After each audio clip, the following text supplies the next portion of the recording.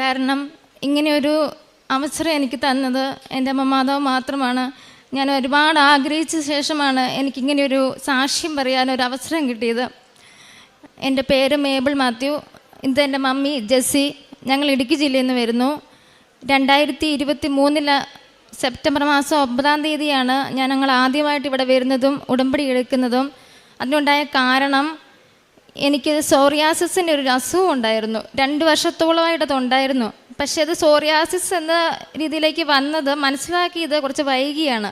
ആദ്യം എൻ്റെ 2 കൈകളിൽ തൊലി പോകുന്ന പോലെ അങ്ങനെ ഒരു രോഗം പോലെയാണ് വന്നത്. സോപ്പ് ഉപയോഗിക്കാൻ പറ്റില്ല. സോപ്പ് ഉപയോഗിക്കാൻ ഭയങ്കരമായിട്ട് നീറുമായിരുന്നു. അപ്പോൾ സോപ്പിൻ്റെ അലർജി ആണല്ലോ എന്ന് ഓർത്തുകൊണ്ട് ഞങ്ങളത് വലിയ കാര്യമായിട്ട് എടുത്തില്ല.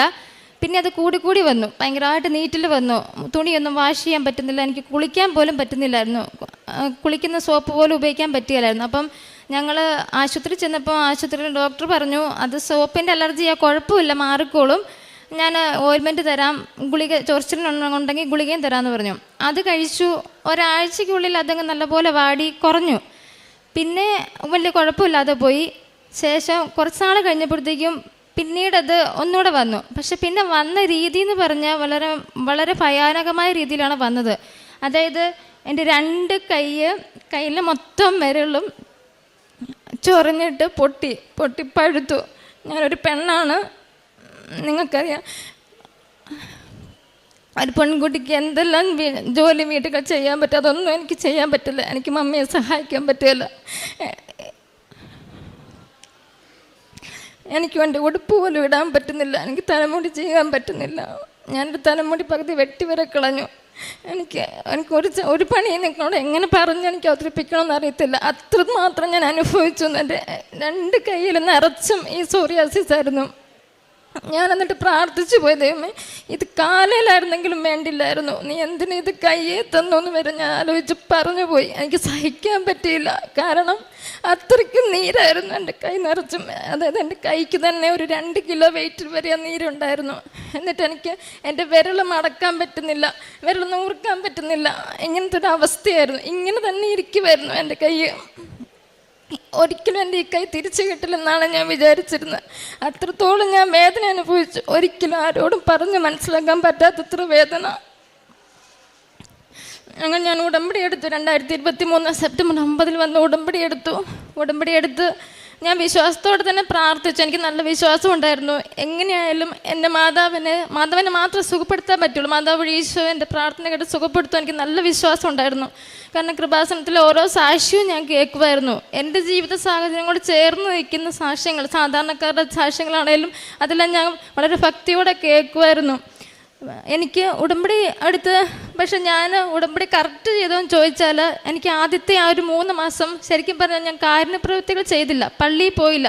അപ്പം ഞാൻ ഓർത്തുകൊണ്ടിരുന്നത് എനിക്ക് കൈക്ക് വയ്യല്ലോ, ഞാൻ അപ്പം എങ്ങനെ ചെയ്യും, ഇങ്ങനൊരു വിചാരത്തിൽ ഞാനിരുന്നേ.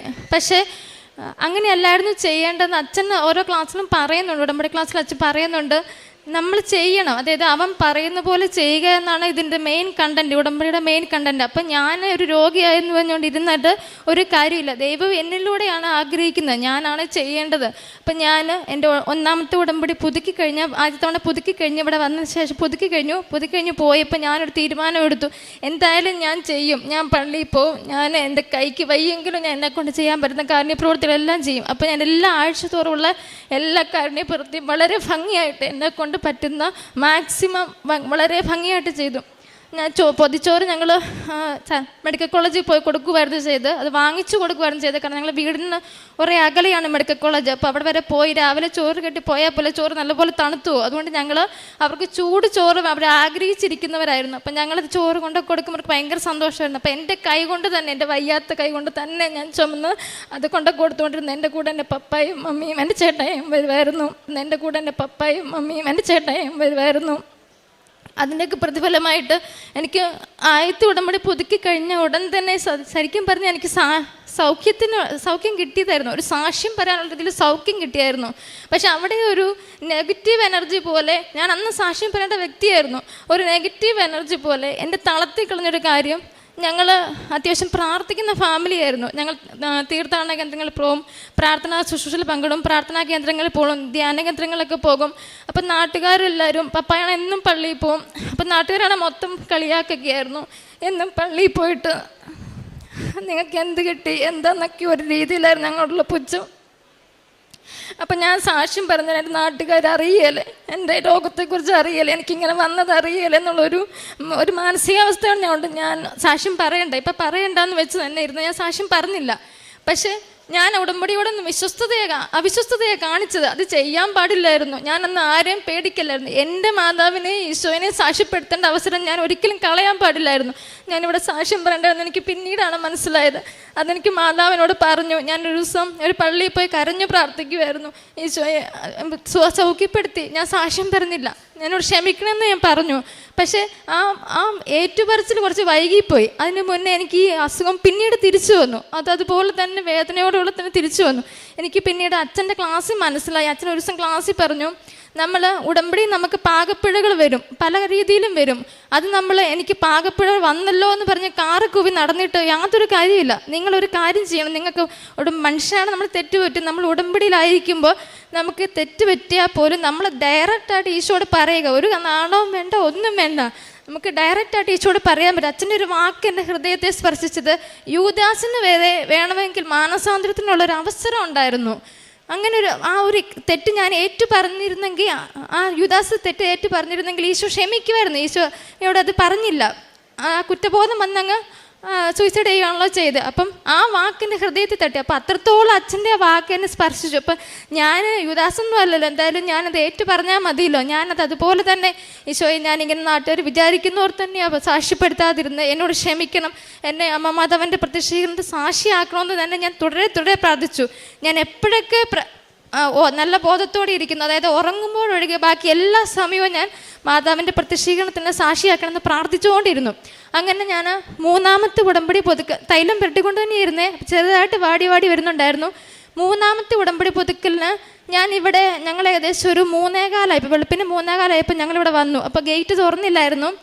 ഞങ്ങൾ അവിടെയുള്ള മാതാവിൻ്റെ ഗ്രോട്ടോയിൽ പ്രാർത്ഥിച്ചു കഴിഞ്ഞ് ഗേറ്റിൻ്റെ മുന്നേ വന്ന് നിന്നു. ഒരു 5 മിനിറ്റ് കഴിഞ്ഞപ്പോഴത്തേക്കും മുല്ലപ്പൂവിൻ്റെ ഭയങ്കരമായിട്ട് സുഗന്ധം. അപ്പം എനിക്കും വന്നു, പപ്പായും പറഞ്ഞു, മമ്മിയും പറഞ്ഞു. ഞങ്ങൾക്ക് 3 പേർക്ക് അത് വന്നു. അതെന്ന് പറഞ്ഞാൽ ഞങ്ങളിവിടെ വന്നെന്നറിഞ്ഞു മാതാവ് ഇവിടുന്ന് വന്നതാന്ന് എന്നോട് പറഞ്ഞു. അപ്പോൾ എന്നെ അത്രത്തോളം കരുതുന്നൊരു മാതാവാണ്. അപ്പോൾ മാതാവ് അവിടെ വന്നു. ആ സുഗന്ധാഭിഷേകം എന്ന് പറഞ്ഞാൽ അതാരും വിശ്വസിക്കാത്തടല്ല. ചിലർക്ക് ഒരു 5 മിനിറ്റ് ആയിരിക്കും. പക്ഷേ എനിക്കൊരു 3/4 മണിക്കൂർ ആ സുഗന്ധാഭിഷേകം, ആ ഗേറ്റിലിരിക്കുന്ന സെക്യൂരിറ്റി സാറ് ഞങ്ങളെ ഇവിടെ കയറ്റിയിരുന്ന് ഞങ്ങൾ ഒരു കൊന്ത ചൊല്ലി പ്രാർത്ഥിക്കുന്നോടം വരെ, അതായത് 3/4 മണിക്കൂർ എൻ്റെ കൂടെ ആ സുഗന്ധാഭിഷേകം മാതാവിൻ്റെ ഉണ്ടായിരുന്നു. അപ്പം ഞാൻ മാതാവോട് പറഞ്ഞു, മാതാവ് ഞാൻ വിശ്വസിച്ചു, നീ കൂടെ ഉണ്ടെന്ന് ഞാൻ വിശ്വസിച്ചെന്ന് പറഞ്ഞു. അപ്പോൾ ആ സെക്കൻഡിൽ ആ സുഗന്ധാഭിഷേകം നിന്നു. അപ്പോൾ മൂന്നാമത്തെ ഉടമ്പടി പുതുക്കൽ എനിക്ക് മനസ്സിലായി. ഞാൻ അവിടെ കാലുകുത്തിയത് എനിക്ക് മനസ്സിലായി. എനിക്ക് ഈ പ്രാവശ്യം സാക്ഷ്യം പറയാൻ പറ്റുമെന്ന് എനിക്ക് മനസ്സിലായി. ഞാൻ കുറച്ച് ബോധത്തോടെ തന്നെയാണ് വന്നത്. ഞാൻ ഇവിടുന്ന് പോയി പ്രാർത്ഥനയെ മുഴുകി തൈലും തേച്ചുകൊണ്ട് തന്നെ ഇരുന്നു. നല്ലതുപോലെ അത് കുറഞ്ഞു വന്നു. അപ്പം സമയം ഇതിപ്പോൾ ഡിസംബർ ആദ്യത്തോളം എത്തി. അപ്പോൾ ഞാനോർത്ത്, മാതാവ് എനിക്കിനി സാക്ഷ്യം പറയാൻ പറ്റിയാലേ, നല്ലപോലെ കുറഞ്ഞെങ്കിലല്ലേ കാണിക്കാൻ പറ്റുള്ളൂ, എല്ലാവരും കാണിച്ചു വേണം എനിക്ക് സാക്ഷ്യം പറയാമെന്ന് പറഞ്ഞു. അപ്പോൾ മാതാവ് എന്നോട് പറഞ്ഞു, നിന്റെ സാക്ഷി ഈ ഡിസംബറിൽ ഇവിടെ ഉണ്ടായിരിക്കുന്ന മാതാവിനോട് പറഞ്ഞു. ഫസ്റ്റ് ഞാനങ്ങനെ പ്രാർത്ഥിക്കുമ്പോൾ എല്ലാവരും പ്രാർത്ഥിക്കുന്ന പോലെ കൊന്തയിൽ പ്രാർത്ഥിക്കുന്നൊക്കെ ഒരാളാണ്. പക്ഷെ ഒരിക്കലും ഈശോയോ മാതാവായിട്ട് കമ്മ്യൂണിക്കേഷൻ ഉണ്ടായിട്ടില്ല. പക്ഷെ എൻ്റെ നിരാശ വന്ന സമയം മുതൽ എൻ്റെ പ്രാർത്ഥനയുടെ വഴി മാറി ഞാൻ ഈശോയോട് കമ്മ്യൂണിക്കേഷൻ തുടങ്ങി. അതായത് ഞാൻ സങ്കടം പറയുന്നു, ഞാൻ എൻ്റെ ഈശോയോട് വഴക്കുണ്ടാക്കുന്നു, മാതാവിനോട് ഞാൻ എൻ്റെ സങ്കടം പറയുന്നു. പക്ഷേ ആ സെക്കൻഡിൽ ഒരിക്കലും എനിക്ക് എന്നെപ്പോലെ ഒരാൾക്കൊന്നും അങ്ങനെ ഒരു അനുഭവം വരല്ലാത്തതാണ്. കാരണം എന്താണെന്ന് ചോദിച്ചാൽ ഈശോയും മാതാവും തിരിച്ചെന്നോട് സംസാരിക്കാൻ തുടങ്ങി. നിന്നെ ഞങ്ങൾക്ക് വേണം, ഒരിക്കലും കൈവിടില്ല. ഞാൻ ഈ മാതാവ് എന്നോട് പറഞ്ഞത്, ഞാൻ കൃപാസനത്തിൽ നിന്നെ കൊണ്ടുവന്നത് നീ കരയാനല്ല, ഒരിക്കലും നീ കരയാനല്ല കൊണ്ടുവന്നത്, നിന്നെ രക്ഷിക്കാനാണ്, നിൻ്റെ ജീവിതം എനിക്ക് വേണം. ഇങ്ങനെ പറയുന്ന ഒരു മാതാവിനെ ഞാൻ എന്തുകൊണ്ട് ഇത്രയും വൈകി ഞാൻ സാക്ഷ്യപ്പെടുത്തി എന്ന് ഞാനിപ്പം ഖേദിക്കുന്നു. എനിക്ക് വളരെ ഈ ഡിസംബർ ആദ്യം തന്നെ എനിക്ക് പൂർണ്ണമായി സൗഖ്യം തന്നു. ഞാനൊരു ദർശനം കാണുവാണ് ചെയ്തത്. അതായത് ഡിസംബർ ആദ്യം ഒരു 1-ാം തീയതിയുടെ അടുത്ത് ഒരു ദർശനം കണ്ടു. പക്ഷെ അത് വീട്ടിൽ പോലും ഞാൻ പറഞ്ഞിട്ടില്ല. ഞാൻ ആദ്യമായിട്ട് ഈ പീഠത്തിൽ നിന്നാണ് പറയുന്നത്. എനിക്ക് അങ്ങനെ ഒരു ആഗ്രഹം ഉണ്ടായിരുന്നു, മാതാവിൻ്റെ അടുത്ത് വന്നിരുന്ന ആ കാര്യം ആദ്യമായിട്ട് പറയണമെന്ന്. ഞാൻ കണ്ട ദർശനം, മാതാവ് ഞാനപ്പോൾ സങ്കടപ്പെട്ടിരിക്കുമായിരുന്നു. ഡിസംബറിൽ എനിക്ക് സാക്ഷ്യം പറയാൻ പറ്റിയില്ലേ, 31 കഴിഞ്ഞ് പോകുമോ എന്നൊക്കെ എനിക്കൊരു പേടിയുണ്ടായിരുന്നു. അപ്പം മാതാവ് ഈ പീഠത്തിൽ ഈ മൈക്ക് എൻ്റെ കയ്യിലോട്ട് എടുത്ത് എന്നൊരു സ്വപ്നം ഞാൻ കണ്ടു. ഞാൻ ഈ കളറുള്ള ഡ്രസ്സ് തന്നെയായിരുന്നു ഇട്ടിരുന്നത് ആ സ്വപ്നത്തിൽ. അങ്ങനെ ഒരു ദർശനമാണ് ഞാൻ കണ്ടത്. അത് കഴിഞ്ഞ് പിന്നെ മൊത്തത്തിൽ എൻ്റെ കയ്യിൽ ഇപ്പം നിങ്ങൾക്ക് കാണാം, ഒരു പാടുപോലും ഇല്ലാതെ എൻ്റെ 2 കൈ പൂർണ്ണമായിട്ട് സുഖപ്പെടുത്തി. എനിക്ക് എല്ലാവരെയും പോലെ കൈ ചലിപ്പിക്കാം, എല്ലാവരെയും പോലെയുള്ള, അതായത് നല്ല കൈ എനിക്ക് തന്നു. കുറച്ച് തിക്നെസ് കുറവാണ് കൈക്ക്, എൻ്റെ സ്കിന്നിന് കുറച്ച് തിക്നെസ് കുറവാണ്. കാരണം അത്രത്തോളം ഇത് ഫിംഗർ പ്രിൻ്റ് എല്ലാം മാഞ്ഞു പോയിരുന്നു, അത്രത്തോളം പൊട്ടി പഴുത്തായിരുന്നു. അപ്പോൾ കുറച്ച് കട്ടി കുറവാണ്. ഇനി അതും കൂടെ ഒന്നും ആയി കിട്ടിയാൽ മതി, ബാക്കി എനിക്ക് ഒരു കുഴപ്പമില്ല. ഇപ്പം എൻ്റെ മാതാവിന് ഈശോയ്ക്കും ഒരുപാട് നന്ദി, പറഞ്ഞു തീരാത്തത്ര നന്ദി. അടുത്ത സാക്ഷ്യം, എൻ്റെ മമ്മി ഉടമ്പടിയിലാണ്. മമ്മിക്ക് ഒരു രോഗസൗഖ്യത്തെക്കുറിച്ചാണ് പറയുന്നത്. മമ്മിക്ക് 2 വർഷമായിട്ട് കാലിൽ വെരിക്കോസ് വെയിൻ്റെ രോഗം ഉണ്ടായിരുന്നു. അത് ആദ്യം കുഴപ്പമില്ല, ഞരമ്പ് ഇങ്ങനെ തടിച്ച് വരുന്നേ ഉള്ളായിരുന്നുള്ളൂ. പിന്നീട് അത് പൊട്ടിയിട്ട് പഴുത്തു. അപ്പം ഞാൻ ഓർത്തു, എനിക്കും അസുഖം, മമ്മിക്കും അസുഖം, മമ്മി കിടന്നു പോയി ഞങ്ങൾ എന്ത് ചെയ്യും? ഞാൻ എന്നിട്ട് അപ്പോൾ പ്രാർത്ഥിക്കുന്നു, മാതാവ് നീ എന്നെ സുഖപ്പെടുത്തിയില്ലല്ലോ, മമ്മിയെ സുഖപ്പെടുത്തണമെന്ന്. അതിൻ്റെ ഫലമായിട്ട് മമ്മിക്ക് ആദ്യത്തെ പുതുക്കുന്നതിന് മുന്നേ തന്നെ മമ്മിക്ക് 100 ദിവസം ആയപ്പോഴത്തേക്കും മമ്മിക്ക് കാലിന് പൂർണ്ണ സൗഖ്യം കൊടുത്തു. മമ്മി തൈലം മാത്രം പുരട്ടിയേ പ്രവർത്തിച്ചുള്ളൂ. ഹോസ്പിറ്റലിൽ പോയപ്പോൾ ഡോക്ടർ പറഞ്ഞായിരുന്നു, ഈ കാര്യത്തിന് ലോകത്ത് ഒരിടത്തും മരുന്നില്ല, വേണമെങ്കിൽ സർജറി ചെയ്യാം, പക്ഷെ അത് ചിലരുടെ ഞരമ്പിൻ്റെ അവസ്ഥ പോലിരിക്കും, ചിലർക്ക് ചലനശേഷിയൊക്കെ നഷ്ടപ്പെട്ടു. ഈ അസുഖത്തിന് ഒരിക്കലും മരുന്നില്ല, ഒരിടത്തും മരുന്നില്ലെന്ന് പറഞ്ഞു വിട്ടതായിരുന്നു. ജസ്റ്റ് ക്ലീൻ ചെയ്ത് മാത്രമേ മമ്മി വിടുള്ളായിരുന്നു. അതുപോലെ പൊട്ടിപ്പഴുത്തായിരുന്നു. തൈലം പുരട്ടിയതിൻ്റെ ഫലമായിട്ട് അതുകൊണ്ട് മാത്രം മമ്മിക്ക് പൂർണ്ണ സൗഖ്യം കിട്ടി. ഈ കാര്യം മമ്മിയുടെ വീട്ടുകാർക്ക് പോലും അറിയത്തില്ല. ഞങ്ങൾക്ക് 4 പേർക്കും അല്ലാതെ, എനിക്കും പപ്പായ്ക്കും മമ്മിക്കും ചേട്ടായിക്കും അല്ലാതെ ഞങ്ങൾക്ക് വേറെ ആർക്കും മമ്മിയുടെ അസുഖത്തെക്കുറിച്ച് അറിയത്തില്ലായിരുന്നു. കാരണം അത് പറഞ്ഞാൽ ഞങ്ങളെ നാട്ടുകാർ മുഴുവൻ കളിയാക്കും, നിങ്ങൾ പ്രാർത്ഥിക്കുന്നവരല്ലേ, പള്ളിയിൽ പോകുന്നവരല്ലേ, എന്നിട്ട് എന്താ നിങ്ങൾക്ക് മാത്രം ഇങ്ങനെ, ഞങ്ങൾക്കൊരു ഗതിയില്ലാത്തതൊക്കെ പറഞ്ഞ് നാട്ടുകാർ ഞങ്ങൾ അത്രത്തോളം കളിയാക്കുന്നുണ്ടായിരുന്നു. പക്ഷേ ഞാൻ ഇങ്ങനെ പറഞ്ഞ് പ്രാർത്ഥിച്ച സമയത്ത് എന്നോട് ഈശോ പറഞ്ഞു, അവരെ അല്ലല്ലോ ഞാൻ സെലക്ട് ചെയ്ത്, നിന്നെയല്ലേ സെലക്ട് ചെയ്ത്, കളിയാക്കുന്ന അവർക്കല്ലല്ലോ കൃപാസനത്തിൽ വരാൻ പറ്റിയത്, നിന്നെയല്ലേ വരുത്തിയത്. ഇത്രത്തോളം എന്നെ സ്നേഹിക്കുന്ന ഒരു ഈശോയ്ക്കും മാതാവിനും കൂടാനും കൂടി നന്ദി പറയുന്നു. പിന്നെ ആത്മീയമായിട്ട് ഞാൻ ആദ്യം പ്രാർത്ഥിക്കുകയൊക്കെ ചെയ്യുമായിരുന്നു. പിന്നീട് കൊന്ത ചെല്ലുന്ന അത് എണ്ണം കൂടി. എനിക്ക് എത്രത്തോളം കൊന്ത ചെല്ലാൻ പറ്റുമോ അത്രത്തോളം ഞാൻ കൊന്തലി മാതാവിനെടുത്തു. കാരണം എൻ്റെ അജ്ഞതയുടെ കാലഘട്ടത്തിൽ ഞാൻ മാതാവിനെ ഉപേക്ഷിച്ച ഒരാളാണ്. കാരണം ഒരുപാട് രോഗാവസ്ഥയിലും പീഡാവസ്ഥയിലൊക്കെ വന്നപ്പം ഒരു കോളേജിലൊക്കെ പഠിക്കുന്ന സമയത്ത് മാതാവും ഈശോയും വേണ്ടാന്നൊക്കെ രീതിയിൽ ഞാൻ ചിന്തിച്ചു പോയൊരു വ്യക്തിയായിരുന്നു. കാരണം സഹനങ്ങൾ വന്നു, മറ്റുള്ളവരുടെ കളിയാക്കുകളൊക്കെ വരുന്നത് കൊണ്ട്. പക്ഷേ ആ മാതാവ് ഉള്ളത് കൊണ്ടാണ് എന്നെ കൃപാസനത്തിൽ എത്തിച്ചത്. അത് ഞാൻ ഇവിടെ ലോകത്തോട് വിളിച്ചു വരുന്നു, എൻ്റെ കൂടെ മാതാവ് ഉള്ളതുകൊണ്ടാണ് എന്നെ കൃപാസനത്തിൽ എത്തിച്ചത്. മറ്റൊരു വഴിക്കുമല്ല ഞാൻ വന്നത്. എങ്ങനെ ഞങ്ങൾ കൃപാസനത്തെക്കുറിച്ച് അറിഞ്ഞു ചോദിച്ചാൽ അതിന് ഉത്തരവില്ല. ഞങ്ങൾ സാക്ഷ്യത്തോടെ അല്ല വരുന്നത്. എനിക്കൊരാൾ ഒരു പത്രം പോലും തന്നിട്ടില്ല. പക്ഷെ ഞങ്ങൾ എങ്ങനെ ഇവിടെ എത്തിയെന്ന് അറിയത്തില്ല. കൃപാസനത്തെക്കുറിച്ച് എങ്ങനെ ഞങ്ങൾ അറിഞ്ഞെന്ന് അറിയത്തില്ല. മാതാവ് ഞങ്ങൾ എത്തിച്ചതാണ് ഇവിടെ. മമ്മി ഒരു വാക്ക് നന്ദി പറയാൻ നേർന്നിരുന്നു. മമ്മിയുടെ കൊടുക്കാം. എന്നെ സുഖപ്പെടുത്തിയ എൻ്റെ അമ്മ മാതാവിനും ഈശോയ്ക്കും 1000 കോടി നന്ദി രേഖപ്പെടുത്തുന്നു. ജോബിൻ്റെ പുസ്തകം 19-ാം അധ്യായം 26, 27 തിരുവചനങ്ങൾ. എൻ്റെ ചർമ്മം അഴുകി ഇല്ലാതായാലും എൻ്റെ മാംസത്തിൽ നിന്ന് ഞാൻ ദൈവത്തെ കാണും. അവിടുത്തെ ഞാൻ എൻ്റെ പക്ഷത്ത് കാണും, മറ്റാരെയുമല്ല, അവിടുത്തെ തന്നെ എൻ്റെ കണ്ണുകൾ ദർശിക്കും. ജോബിൻ്റെ പുസ്തകത്തിൽ ജോബ് അതികഠിനമായ രോഗത്തിലൂടെ കടന്നു പോകുമ്പോൾ കൂട്ടുകാരൊക്കെ വന്ന് ജോബിനോട് എതിർസ്വരങ്ങൾ ദൈവത്തെ നിഷേധിക്കുവാൻ വേണ്ടി സംസാരിക്കുമ്പോൾ ജോബ് പറയുന്ന വാക്കുകളാണ്, എൻ്റെ ചർമ്മം അടർന്നു പോയാലും എൻ്റെ മാംസത്തിൽ ദൈവത്തെ കാണും. എത്ര കണ്ട് പീഡകളിലൂടെ ഞാൻ കടന്നുപോയാലും എൻ്റെ ദൈവത്തെ ഞാൻ നിരന്തരം സ്തുതിക്കും. മകളുടെ വാക്കുകൾ നമ്മളെല്ലാവരുടെയും വല്ലാതെ കണ്ണു നിറയിക്കുന്നതാണ്. എത്ര കണ്ട് ക്ലേശത്തിലൂടെ, അപമാനത്തിലൂടെ, ശാരീരിക അസ്വസ്ഥതകളിലൂടെ മകൾ കടന്നുപോയെന്ന വാക്കുകളിൽ സൂചിപ്പിക്കുന്നുണ്ട്. ഇത്ര ചെറുപ്പത്തിൽ ഇത്ര ഗുരുതരമായ സോറിയാസിസിൻ്റെ വലിയ പ്രയാസത്തിലൂടെ കടന്നുപോയ മകൾ ഇന്ന് തൻ്റെ ഇരുകരങ്ങളും കാട്ടിക്കൊണ്ട് സന്തോഷത്തോടുകൂടി കൃപാസനം അമ്മ മാതാവിന് നന്ദി പറഞ്ഞുകൊണ്ട് സാക്ഷ്യപ്പെടുത്തുകയാണ്, ഇതമ്മ മാതാവ് എനിക്ക് നൽകിയ വലിയ അനുഗ്രഹമാണെന്ന്.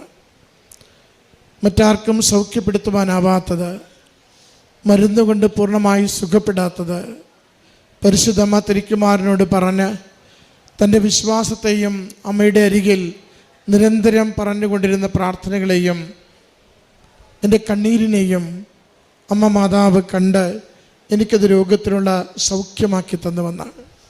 മകൾ പറയുന്നുണ്ട്, മകൾക്ക് കിട്ടുന്ന സ്വപ്നങ്ങൾ, ദർശനങ്ങൾ, സന്ദേശങ്ങൾ, ഓരോ അവസ്ഥയിലും അമ്മ മാതാവിൻ്റെ പ്രസൻസ്, സാന്നിധ്യം അനുഭവിച്ചുകൊണ്ടാണ് മകൾ മുന്നോട്ട് പോയിക്കൊണ്ടിരുന്നത്. അതുകൊണ്ട് തന്നെ ഇത് നാശത്തിനുള്ള രോഗമല്ല, ദൈവമഹത്വത്തിനുള്ള അടയാളമാണെന്ന് മകൾക്ക് രോഗത്തിൻ്റെ തീവ്രനാളുകളിൽ കൃത്യമായ ബോധ്യമുണ്ടായിരുന്നു. രോഗം നമ്മളെ നശിപ്പിക്കുവാനുള്ളതല്ല, രോഗം ദൈവനാമത്തെ മഹത്വപ്പെടുത്തുവാനുള്ളതാണെന്ന് ഈ മകൾ ഈ എൽത്താരയിൽ സാക്ഷ്യപ്പെടുത്തുകയാണ്.